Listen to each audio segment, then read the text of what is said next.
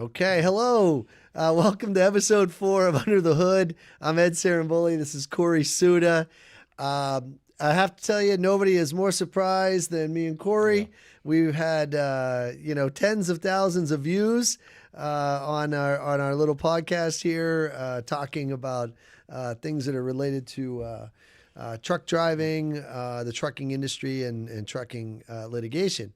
So today's super hot topic. So recently there was a 60 Minutes expose. There was a Wall Street Journal article.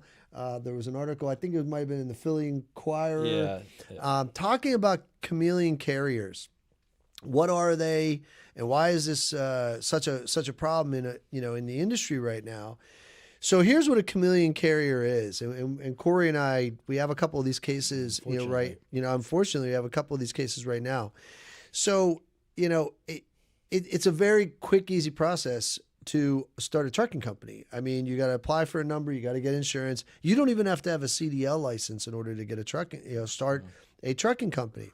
And so what happens is you have these companies that are being set up from individuals and corporations overseas. Mm-hmm. We see a lot of them coming out of Ukraine, Bosnia, Serbia. Yeah. I mean, some of the Eastern Bloc countries, a lot of Armenian, ones as well. Uzbekistan is another big one, another big area.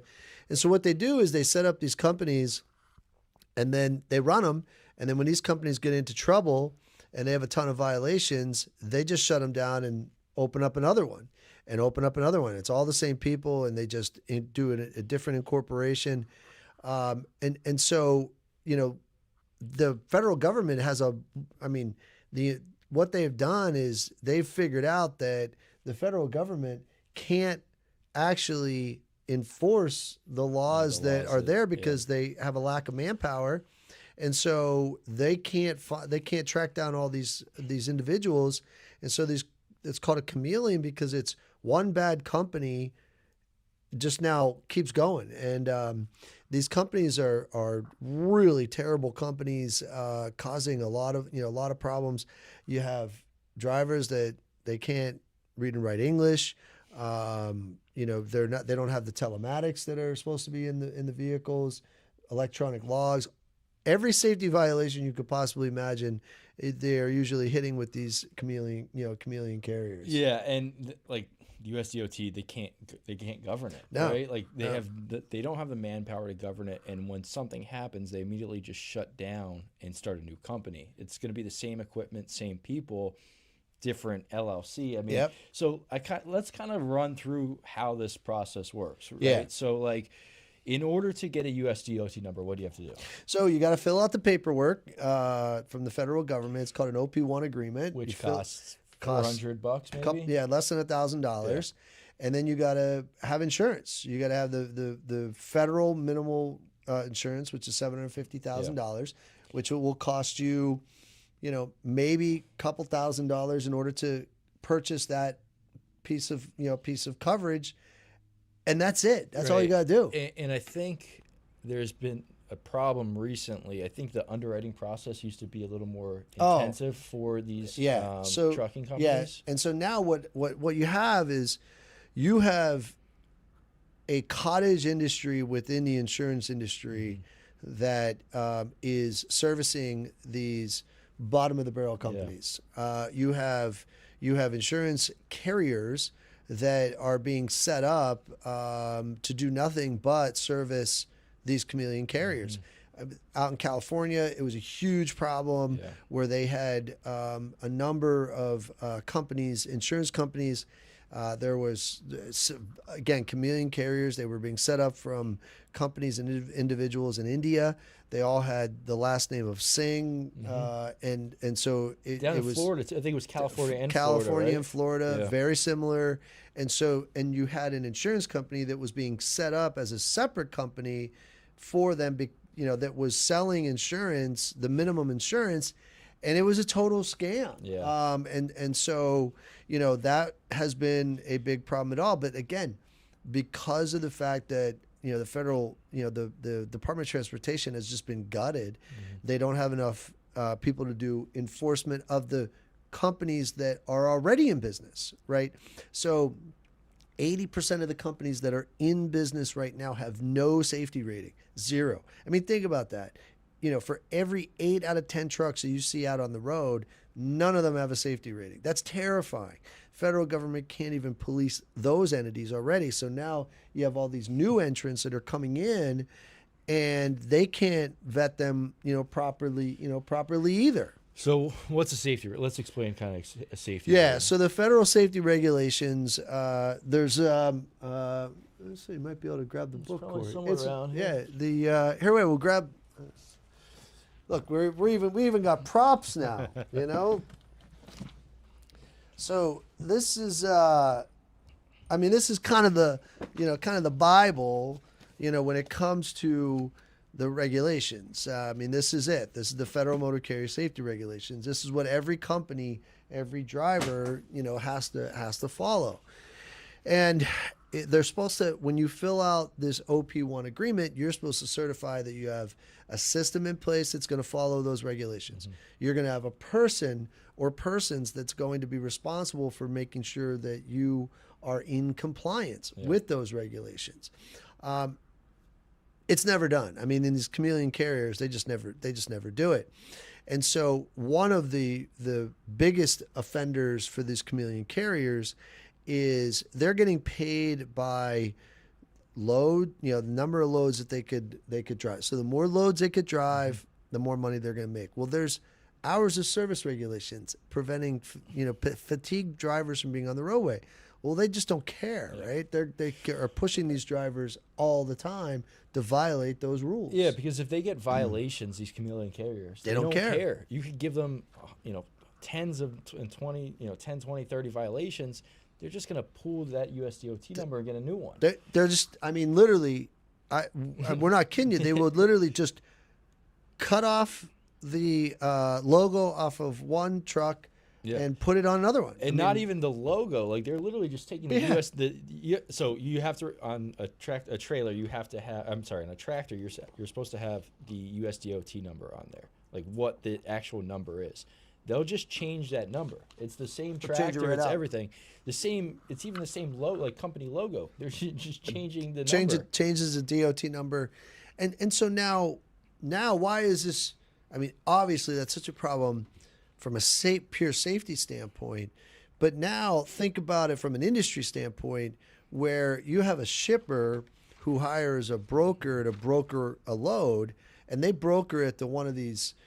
One of these types of companies, and the shippers have no idea, right? The shippers have absolutely, they have no idea who's picking up the product. And so now when they come to pick up the product, the name on the truck is not matching the name on the bill of lading, and the shippers aren't doing anything about it, right? It's unbelievable. They want their product. They need the end recipient. They need their product to move from point A to point B, and now all of a sudden, Corey, if Corey is the shipper, that's who is shipping the merchandise or the property, and they hire Ed's Trucking Company, and now all of a sudden, Ed's Trucking Company doesn't pick up the load. It's Bill's Trucking Company. No, there's all kinds of red flags, right? There should be red flags. There should be red flags, and nobody's doing anything about it. And one of the scariest things right now is the fact that most of these drivers are non-domiciled. They're not U.S. citizens. They don't speak the language. And they don't care. They get in crashes. We have one right now that happened in Colorado, and the driver was an illegal immigrant driving for a company in California that had zero, not one, zero U.S. drivers. Zero. It was terrifying. Kills our client, spends time in a U.S. prison, and then gone, right? Never just gone. Seen again. Yeah. Never going to be seen again. We have another one in the state of Vermont where it was a Canadian, not a Canadian citizen. No, he's from India. He's from India. He has a Canadian visa and came into the state of Vermont and just decimated our client. Killed our client, destroyed this beautiful family. and this guy's going to be gone. I mean, he's in jail right now, but as soon as the sentence is up, he's going to be gone. Yeah, and part of the FMCSR is you have to be able to read and write and understand the English language. Yep. And the problem and they can't do it. And the reason for that, you got to be able to read the road signs. Right? You got to be able to read road signs. You got to be able to read bills of lading. You got to be able to read shipping manifests. You got to be able to, you pull into a loading dock. You got to understand where you're supposed to go, where you're not supposed to go. And so, one of the scary things right now is, brokers, they're hiring all these chameleon carriers and not vetting them, right? And so now you have all these brokers out there hiring these chameleon carriers, and they're giving them the loads because the broker, if the load is supposed to cost $1,000 to move and you get a chameleon carrier that'll move it for $500, well, the broker makes more money. And so now, pending before this, Supreme Court, the brokers want immunity for all this. So they could hire companies that drivers that don't speak any English. No CDLs. No CDLs. Yeah. They have unsatisfactory safety scores or conditional safety scores. Those two things mean that the federal government has stepped in and determined they're bad carriers. They could do all of that, and there's no repercussion, whatsoever. Yeah, I mean, a broker in that scenario, if the brokers get what they want from the Supreme Court, they could hire me to transport a load. They could hire anybody. Right. I'm not kidding you. I mean, they could technically hire a 12-year-old. Yeah. Like a 12-year-old could get behind the wheel and no license, no nothing, and that's it. There's no recourse. They have no responsibility. So I mean, and they know this is not a mystery to the industry, right? So this chameleon carriers, I mean, it is a huge problem in the trucking industry right now. Mm-hmm. Huge problem. I mean, you don't have the Wall Street Journal, Philadelphia Inquirer, 60 Minutes, 60 Minutes, the state of California, the state of Florida. You don't have all these, everybody doing all these investigations if there's nothing to see, right? And so they know it's a problem, and instead of fixing the problem, what they want to do is they want to be granted immunity from having to deal with the problem. That's crazy, right? Yeah. And so instead of them saying, hey, what do we need to do to make our roads safer? Why don't we stop hiring really terrible companies? Why don't we stop hiring companies where the everything is run from Uzbekistan? It's not even being facetious. This is legitimate. Like what's happening. It is absolutely what's happening. I mean, we had a case recently where the dispatch was being done from Uzbekistan. And I was going to send Corey there just to see what it was like, which I thought would have been a heck of a lot of fun. That would have been a lot of fun. Very nice vacation. Right. To go do a site inspection. But these are the things that are, we're dealing with in the industry on a daily basis. And, we're not, listen, there's a lot of really, really, really good trucking companies out there for sure that really take safety seriously, but there's a lot that don't. And even some of the drivers in these chameleon carriers could be good drivers, right? But they may not have the ability, like a lot of them may not be legal here, so they don't have the ability to actually run for a good carrier, right? Yep. And this is kind of the options that they're left with. It's not a good option, but it's they're trying to make ends meet for their family. They're trying to listen, they're trying to they're trying to send money back for to their families. I mean, very few. I mean, listen, there are some really bad ones. I mean, the guy, the case in Colorado, awful. I mean, just horrible. The case in Vermont. I mean, the guy, he was sleeping. He was falling asleep. I mean, we were involved in another case out in Oregon where the guy was high on cocaine. I mean, you have some really bad drivers, but Corey's right. The majority of these folks, they're coming in. They're coming into the country illegally. They're getting hooked up with these trucking companies. They're trying to just, eke out a living to send money back to, their families. And a lot of them are working really hard and trying their best. The problem is the companies don't give them any training. So, Correct. If they gave them any training, these folks would, Yeah. I certainly, benefit, from it. But that's, then the training costs money. Yeah. The companies are putting them in a bad spot. I mean, they're already in a bad spot, and then they get hired by these trucking companies, and they're just trying to get the load. I do think on that other case we will send you to Uzbekistan, because I mean that would just be, Yeah, I might have to start putting my application in. That would be a lot of fun. We'll Corey goes over. Corey, we'll have the camera crew follow Corey around to Uzbekistan just to see. I bet you. Do they have any golf courses? I bet you don't even know where Uzbekistan is. No, not on the map. No. Somebody'd have to point it out. But these are some of the the real issues, and the terrifying thing is, when stuff like this happens, I mean, it just devastates families. I mean, absolutely devastates families. And then all of a sudden, they're now, you wipe out an entire family, and this trucking company has $750,000, and everybody else is saying, "Oh, we're not. Don't look at us. Don't look at us." Yeah. I mean, you know what? Hey, I'm sorry. I mean, that's that's that's the law, and that's what these chameleon carriers, that's what these foreign entities are now preying upon, is all of the lack of enforcement, the loopholes, the fact that they can not only start sham trucking companies, basically start sham insurance companies, as well. And you can go online now and get, from these insurance companies, you could just fill out a form online and get insurance. Commercial policy. There's no underwriting going on. There's you need a US DOT number, and some of these insurance companies are going to give you insurance, which is, and they are terrible. Believe me, these are sophisticated operators that are setting these things up, and they know the every single escape hatch that there is. And they're setting up 4, 5, 6, sometimes 10 companies at a time, and then just bouncing all these, from DOT number to DOT number.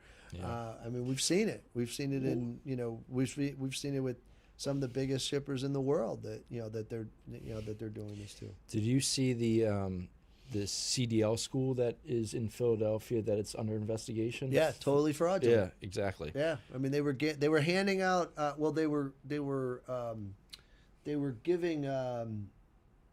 They were letting people take their. So you have to take the test. You're supposed to have English proficiency, right? Yeah. And so what they were letting them do was take their phone in and talk into Google Translate to translate the test. Yeah. In order to be able to. And some of them didn't even take the test. Yeah. Some of them were just giving out the CDLs. They think it's it's federally investigated right now. They think it's a complete sham.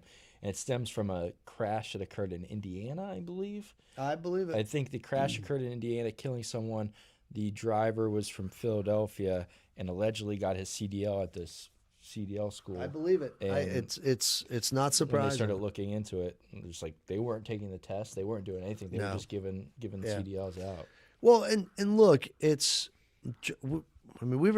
we started this because we represent a lot of truck drivers, right? And giving information in truck driving, we believe it to be a noble profession, and the men and women that are out there really working hard and doing it the right way, they deserve to be able to earn a really good living, as this is a profession. Mm-hmm. Those men and women that are trying to do it the right way, this industry, this chameleon carriers, it's devastating to them, because it makes it very hard for them. Yeah, they're trying to invest in training, invest in telematics, invest in all the technology to avoid crashes, and as a result, they have to charge for that.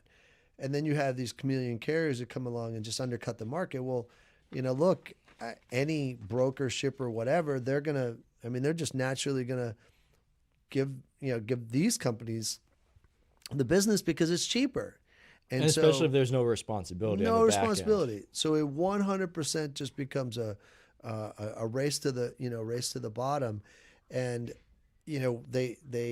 whatever your political persuasion is doesn't really matter. No. I will tell you without a fact you want to take away American jobs, this is how it's happening, right? Because this is the profession. Mm-hmm.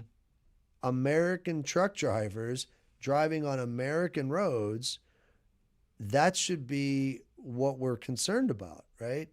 And instead, because of the lack of enforcement, and now, the brokers too, I mean, they're actively recruiting like these entities and organizations because they make more money. It's a huge problem, and one that needs to be talked about more. Yeah, and for the truck drivers too that are doing it the right way and that are on the road nonstop, I mean, it's a danger to them as well. Oh my God, yeah, right? Like absolutely. they're the ones that, have to, be around these chameleon carrier truck drivers all the time on the road. I mean, if you're spending a lot of time, a lot of windshield time. Yeah, you're gonna run into these chameleon carriers and these people who are, overworked, that can't read and write the English language and have no idea what they're doing behind a semi truck, and overworked, underpaid. They're being pushed to drive longer, drive faster.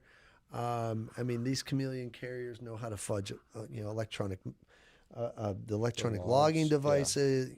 Devices. I mean, the maintenance on these vehicles is terrible because if they get a maintenance violation, they don't care. Right? Because another thing they've been doing. They're not buying, these chameleon carriers aren't buying the tractor, right? They're leasing these tractors for minimal amounts of money. Mm-hmm. They're leasing the worst tractors out there just to get them to point A to point B. They don't care to keep up with the maintenance. No. And when Corey's talking about maintenance, I mean, your big, companies or even small to mid-sized companies, I mean, what they're doing is, they gotta have tire programs, they gotta have brake programs, and doing it the right way. And now these chameleon carriers come along and they just, hey, listen, if it breaks, we'll just go get another one and move on to the next company and fix it themselves, maybe just whatever they could do to get this vehicle. They don't back care. on the road. I mean, they will literally duct tape a DOT number onto a truck, and so we see this. We're seeing this more and more and more. And what is really frightening is if the Supreme Court decides that brokers have immunity, I think very candidly this is going to become a bigger problem, not a smaller problem. 100%. I couldn't agree more with that. Because now what incentive? Now you can set all these companies up, and it doesn't matter, if they have a safety record or not anymore. It doesn't matter if they, have been in business a day, a week, a month, or 50 years. Like it is going to be a race to the bottom to just find the cheapest company, cheapest driver. Mm-hmm. And unfortunately, they know it. I mean, these chameleon carriers, these foreign entities, they will prey upon the lack of oversight, in our system, and it's gonna. I think the amount of crashes will certainly increase, not decrease. It's a dangerous profession, and it's getting more dangerous for the motoring public. Yeah, it is. These chameleon carriers, it's a real slippery slope because you think, well, that's just a very it's very targeted, it's very specific, but it permeates the whole industry, right? I mean, it just does because they're out there bidding on loads, mm-hmm. and they can bid a half. It's driving down the cost. The cost. It can drive down the cost of moving the goods, mm-hmm. but it's only going to increase. The cost of safety, in the long run, because. What good is it if you can move from point A to point B, but you're doing it in a reckless manner? So, make no mistake either. Like this isn't just like one or two. This is tens of thousands. Yes, this is a widespread, real issue that's going on right now. we're not just making this up. Like this No. is a significant issue that's happening And, right now. and it's more, I would say it's probably more significant in places that have major transportation arteries. 100%. You know, Yep. obviously Florida, California, Texas, huge problem in Texas. The Northeast, you know, obviously, Yeah, you know, Philly's as becoming well. a real significant issue with it. You know, so the more places that you're having major, you know, transportation corridors, you're going to see more, you know, more of these, you know, issues and problems, and you know, hopefully, the industry itself recognizes that it is a problem and starts policing itself a little bit better on some of this stuff, and then, you know, also, you know, hopefully the court system will let the people who are facilitating these bad entities get on the roadway, let them be held accountable for their role in this, because, you know, a lot of times, like, you know, these companies don't get matched up with shippers without a broker involved. Right. And, you know, now they just want to wash their hands of all this, and I think that's a real slippery slope. Yeah, no, completely agree. So, So good today, talk. today is a shorter episode, but I think this is something that we really wanted to talk about. That's really important, and it matters, and something that's in the news right now. So we want to talk about that with everyone. Next week or next month. Next month we're gonna have a special guest. Yeah. We don't know who that is yet, but we are gonna have a special guest from the industry that's gonna talk about some additional topics with us. Probably either a driver or somebody that's in the trucking Insurance in the trucking business. But we figure we want to spice it up a little bit and change it up a little bit, and we're going to bring somebody a new face in. So again, thank you, really. Thanks everybody for watching.